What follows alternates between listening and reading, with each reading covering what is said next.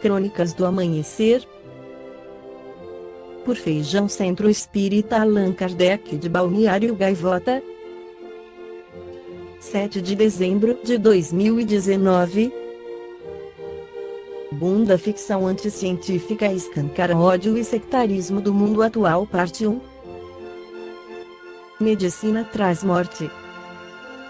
A frase está escrita em vermelho na casa de número 128, onde deveria funcionar o posto de saúde em um vilarejo do Pantanal, onde 3 médicos são recebidos a paus e pedras quando chegam para vacinar a população.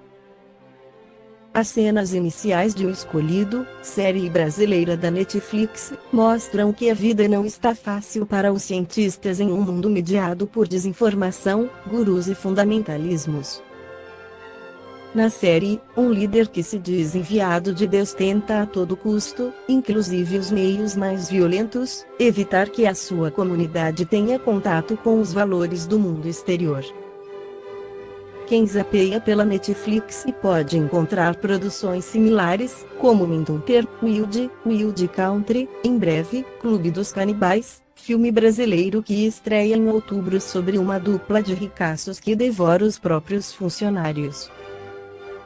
No cinema o sangue espirra na tela em filmes como Era Uma Vez em Hollywood e Midsommar.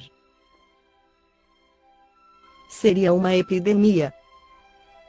Diferentemente de produções contemporâneas com pegada futurista, que desenham um amanhã sombrio a partir de elementos tecnológicos já existentes ou a caminho, o passado nebuloso é a marca de filmes e séries que conseguiram discutir o nó civilizatório da segunda década do século XXI com a chave do suspense e do terror.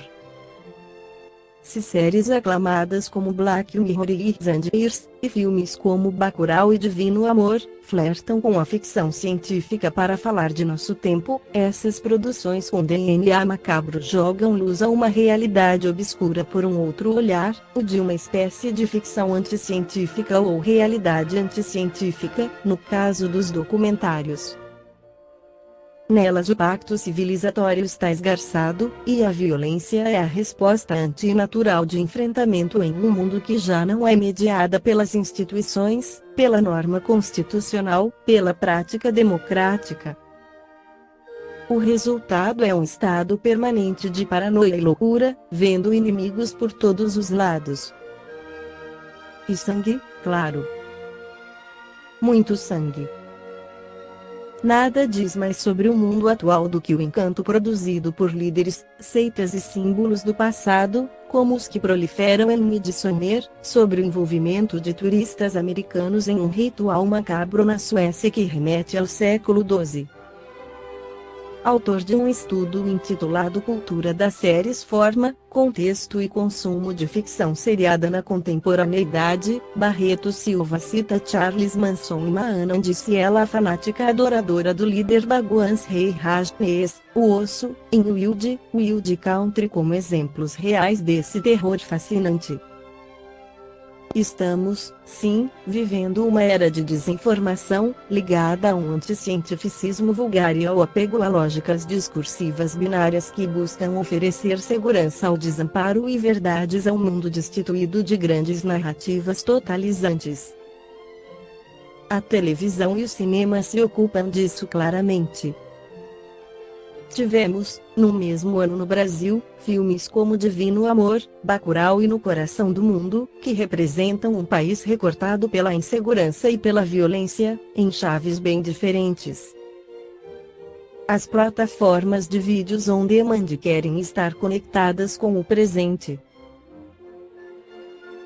A vulgaridade do mal em um famoso artigo escrito para o Le Monde em 1975, o jornalista Alain Woodrow questionava como jovens franceses bem informados e com nível superior aderiram a seitas como a dirigida pelo reverendo Moon, multimilionário coreano autoproclamado Messias. Adriana Dias lembra que a questão não tem a ver com inteligência. A Alemanha era o país com mais pessoas com doutorado na época do nazismo. O que falta, diz, é informação. E, no caso do nazismo, não havia espaço para discordâncias, já que os adversários eram perseguidos e mortos. Ela começou a estudar movimentos brasileiros que negavam o Holocausto no início dos anos 2000 e até hoje se questiona como é possível que tanta gente ainda compre livros como Mein Kampf, de Adolf Hitler. Hitler nem bom estrategista era. Mein Kampf é uma infinidade de tonterias e teorias absurdas. Segundo ela, o encanto por líderes com ideias autoritárias ou esdrúxulas, atualmente, se dá em razão do assombro de uma geração que não acompanhou as mudanças trazidas pelas novas tecnologias. Muitos estão assustados em serem substituídas por algoritmos. O computador e a internet ainda são um mistério mágico para as pessoas.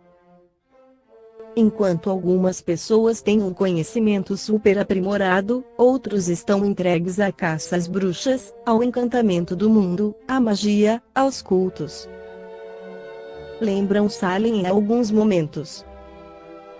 Dias conta que, em sua dissertação de mestrado, usou o termo paranoia construída socialmente para entender movimentos que ela vê agora emergir e que compara vidros refratários à informação. Um exemplo desse movimento refratário, diz, é o terraplanista, icônico dos tempos atuais.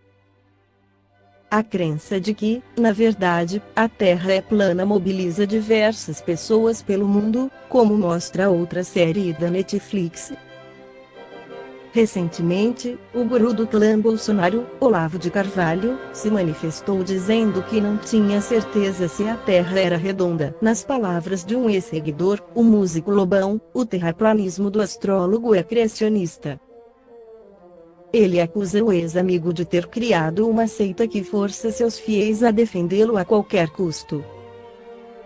Muitos estão em postos de poder no Palácio do Planalto e nos ministérios. Segundo Adriana Dias, o momento exige que se repense como aconteceram as guerras religiosas porque a história se repete. Muitas pessoas estão imersas no obscuro. Na atualidade, um tema bastante discutido é o período de transição no qual se encontra a Terra, cuja sociedade vive uma crise de valores espirituais e morais que assinala este século. O processo de transformação do planeta do mundo de provas e expiações para o mundo de regeneração já começou. Todavia, acreditar que isso ocorrerá de maneira rápida e sem agitação é incoerência, pois o homem ainda enfrentará dores e desafios até que o ciclo transitório esteja concluído. A cada um segundo suas obras. Milhares de espíritos em condições evolutivas medianas e outros em condições bastante inferiores moralmente, também estão sendo encaminhados ao cenário físico como última oportunidade de redenção na Terra. E se esta reencarnação não for devidamente aproveitada, e não havendo um sinal de mudança de atitudes por parte destes espíritos resistentes no mal, serão removidos do orbe terrestre para um outro planeta, onde o sistema de vida é primitivo. Aos que içarem, caberá a tarefa de reformar o velho mundo, transformando-o numa morada mais feliz, adequando-o às novas etapas evolutivas. Os mansos e pacíficos herdarão a Terra. O planeta Terra não está à deriva. A prática do mal, por mais assustadora que seja, é sempre limitada em sua ação. O homem precisa sedimentar o amor em seu coração para que vença a luta, não só exterior, mas e principalmente a luta íntima, extirpando o mal que ainda teima em residir dentro de si. Nosso desejo sincero deverá ser o de colaborar com o Cristo, a fim de que o seu reino se estabeleça em definitivo na Terra. De resto, confiemos na providência divina e prossigamos na labuta. O que está acontecendo nos dias de hoje, foram previstos por Allan Kardec no livro A Gênese, onde ele afirma, devendo o bem reinar na Terra, será necessário excluir dela os espíritos endurecidos no mal e que poderiam acarretar-lhe perturbações. Deus os deixou pelo tempo necessário à sua melhoria, mas no momento em que o globo deve se elevar na hierarquia dos mundos, pelo progresso moral de seus habitantes, tendo chegado tal tempo, a estada nele, como espíritos e como encarnados, será interditada àqueles que não aproveitaram as instruções que aí vieram receber. Eles serão exilados para mundos inferiores, como foram outrora para a terra, os da raça adâmica, ao passo que serão substituídos por espíritos melhores.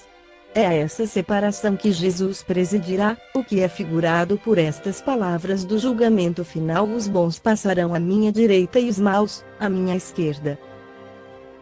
A doutrina de um julgamento final, único e universal, que coloque fim a toda a humanidade, repugna a razão, porque ela implicaria na inatividade de Deus durante a eternidade que precedeu a criação da Terra e a eternidade que seguirá a sua destruição. Pergunta-se qual seria então a utilidade do Sol, da Lua e das estrelas que, segundo Gênesis, foram feitos para iluminar nosso mundo. É espantoso que uma obra tão imensa fora feita para durar tão pouco tempo e para benefício de seres cuja maior parte estaria votada de antemão aos suplícios eternos. Moralmente, um julgamento definitivo e sem apelo é inconciliável com a bondade infinita do Criador, que Jesus nos apresenta sem cessar como um bom pai, que deixa sempre uma via aberta ao arrependimento, e está pronto a estender os braços ao filho pródigo.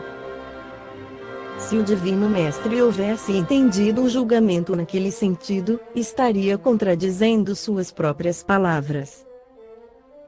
E, ainda, se o julgamento final deve surpreender os homens pelo imprevisto, no meio de seus trabalhos comuns, e as mulheres grávidas, pergunta-se com que finalidade Deus, que não faz nada de inútil nem de injusto, faria nascer crianças e criaria almas novas nesse momento supremo, no termo fatal da humanidade, para fazê-las passar por julgamento ao saírem do seio da mãe, antes que tomassem consciência de si mesmas. Enquanto que outros tiveram milhares de anos para conhecerem a si mesmos. De que lado, à direita ou à esquerda, tomariam lugar essas almas que ainda não eram nem boas nem más e a quem todo o caminho ulterior de progresso estaria sempre fechado, pois que a humanidade não existirá mais? Aqueles cuja razão se contenta com crenças semelhantes e as conservam, estão em seu direito e ninguém nada tem de objetar, mas que não levem a mal que nem todos sejam da mesma opinião. O julgamento, pela via de emigração, tal como foi definido anteriormente, é racional. É fundado na mais rigorosa justiça, visto que deixa eternamente ao espírito seu livre-arbítrio, que ele não constitui privilégio de ninguém, que uma igual possibilidade é dada por Deus a todas as suas criaturas, sem exceção, para progredir, que, mesmo no aniquilamento do mundo, trazendo a destruição do corpo, não causaria nenhuma interrupção à marcha progressiva do espírito.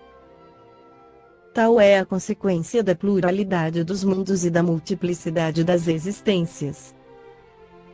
Segundo essa interpretação, a qualificação de julgamento final não é exata, pois que os espíritos passam por semelhantes depurações a cada renovação dos mundos que habitam, até que tenham atingido um certo grau de perfeição. Não há, portanto, propriamente dito, julgamento final, mas há julgamentos gerais em todas as épocas de renovação parcial ou total da população dos mundos, e em consequência dela se operam as grandes emigrações e migrações dos espíritos.